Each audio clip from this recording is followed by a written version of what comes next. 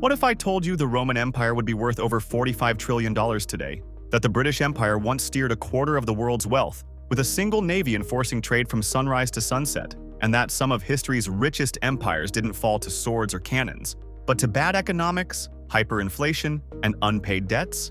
In this countdown, we rank the 10 wealthiest empires in human history, inflation adjusted, expose the engines that made them rich and the mistakes that made them bleed. Stay to the end, because the final empire may still be controlling your wallet without you even knowing it. Number 10. The Dutch Empire, 17th to 20th century. Wealth, adjusted, approximately $1.2 trillion. Strength, trade, shipping, early capitalism, finance. Amsterdam becomes Europe's money hub. Decline, lost colonies, rising British competition, limited territory. The Dutch didn't conquer the world with armies. They invented the modern market. The Amsterdam Stock Exchange and the VOC, Dutch East India Company, institutionalized joint stock capital, tradable shares, and global risk pooling, centuries before Silicon Valley. Spices, sugar, silks, and shipping insurance turned thin marshland into a financial supernode. Dutch fleets stitched Asia, Africa, and Europe into one arbitrage map. Shipbuilding and maritime insurance created secondary profit loops. Sell the ship, insure the voyage, trade the cargo, sell the story to investors. Achilles' heel, a small population, small landmass, and bigger rivals. As the British scaled industry, the Dutch edge in finance and shipping compressed. Number 9. The Ottoman Empire, 1299 to 1922. Wealth, approximately $1.8 trillion. Strength, choke points of Eurasian trade. Revenues, agriculture, silk, taxation, customs duties. Decline, military stagnation, missed industrialization, World War I defeat. The Ottomans didn't just hold land, they held doors. Control of straits and caravan routes let them tax movement itself. When everything must pass your gates, money follows your seal. From Cairo to Constantinople, multi-ethnic markets bloomed. Textiles, grain, coffee, and craft guilds that turned cities into workshop capitals. Revenue model, a complex Timar land grant system, tax farming, and customs fed the treasury. The Industrial Revolution sprinted west, the Ottomans walked. Without a machine industry, the fiscal base hardened. Debt, capitulations, foreign banks, World War I shattered imperial architecture. Geography could no longer substitute for industrial productivity. Number 8. The Spanish Empire. Wealth, approximately $5 trillion. Strength, silver floods, gold cargoes, global ocean routes. Reach, one of the first truly global trade networks. Decline, inflation, resource addiction, European wars. The silver tsunami. Spain hauled Potosi and Zacatecas silver by the galleon, igniting Europe's price revolution. For a moment, Madrid sat on a metal mountain. Easy metals can be a curse. With bullion pouring in, domestic industry lagged, imports rose, and inflation drained the gains. Wars with France, England, the Dutch, and constant court expenses bled the treasury. Logistics edge, strategically spent. The Manila galleon stitched Asia to Americas, yet as naval rivals modernized, Spain's advantage eroded. Macro lesson: resource windfalls look like wealth. Productive capacity is wealth.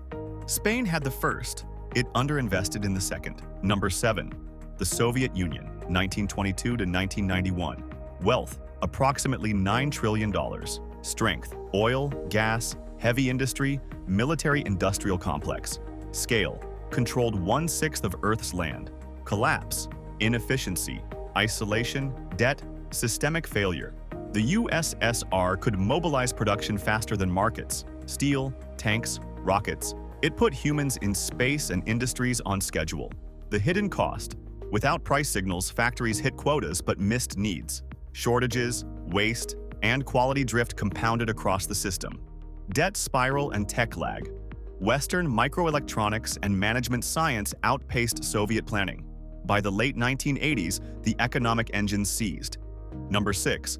The Mughal Empire, 1526 to 1857. Wealth, approximately $11 trillion. Strength, textiles, gems, spices, agriculture, efficient tax systems. Decline, internal division, Maratha conflicts, British colonization.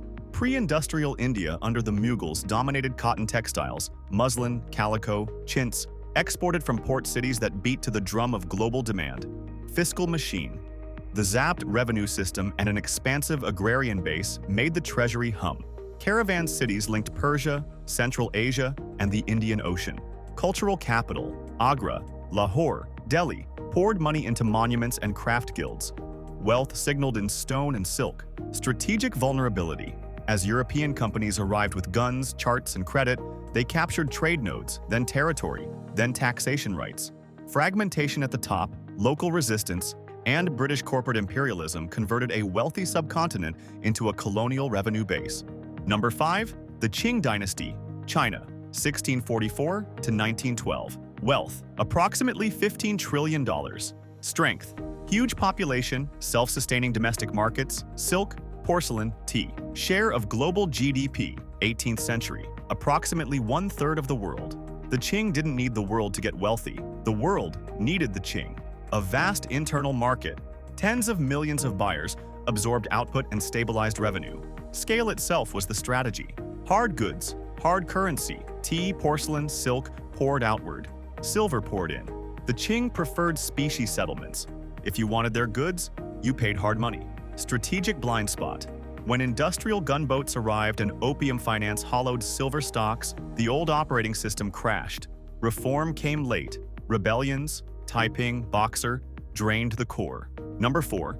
The French colonial empire, 16th to 20th century. Wealth, approximately $17 trillion. Strength, Atlantic plus African plus Asian extraction. Sugar, coffee, rubber, metals, luxury goods. Decline, decolonization, total wars, UK/US competition.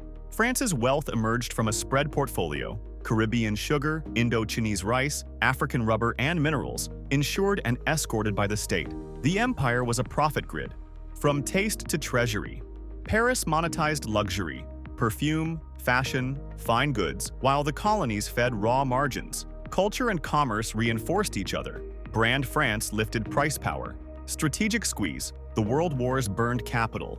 Anti-colonial movements cut arteries. The dollar system after 1944 shifted pricing power to the US. Number 3. The Roman Empire. Wealth, approximately $45 trillion. Strength, tax machine, grain and estates, slave labor, gold and silver reserves, Mediterranean trade monopoly. Collapse, overexpansion, corruption, debasement, invasion, fiscal overload. Rome built the original global settlement layer. Law courts, roads, contracts, coinage. Move grain from Egypt to Rome? Guaranteed. Move taxes from Gaul to the treasury? Audited. The tax legion flywheel. Taxes funded legions. Legions secured provinces, provinces paid taxes. Stability minted commerce. Commerce expanded taxable wealth. Number 2. The British Empire, 1707 to 1950s. Wealth, approximately $60 to $70 trillion. Strength, industrial revolution, coal steam steel, global shipping, insurance and banking. Decline, 2 world wars, independence waves, US dollar ascendancy. Britain combined factories, Manchester, fleets, Royal Navy, and finance, Lloyd's, the city, into a single wealth engine. It didn't just make goods, it priced risk and sold trust. Empire of paper, bills of exchange, marine insurance, commodity futures. Britain standardized the contracts that moved everything. Paper scaled power faster than cannon. The exhaustion curve. 2 total wars drained capital. U-boats and bombers destroyed hardware. The US dollar became the world's reserve. Sterling lost the right to price the planet. Number 1, the United States, modern empire. Wealth, $110+ trillion. Strength, global finance, tech platforms, energy, logistics, military reach. Status, still active, headwinds, debt, inequality, rivals, supply chain rewirings. The empire of standards.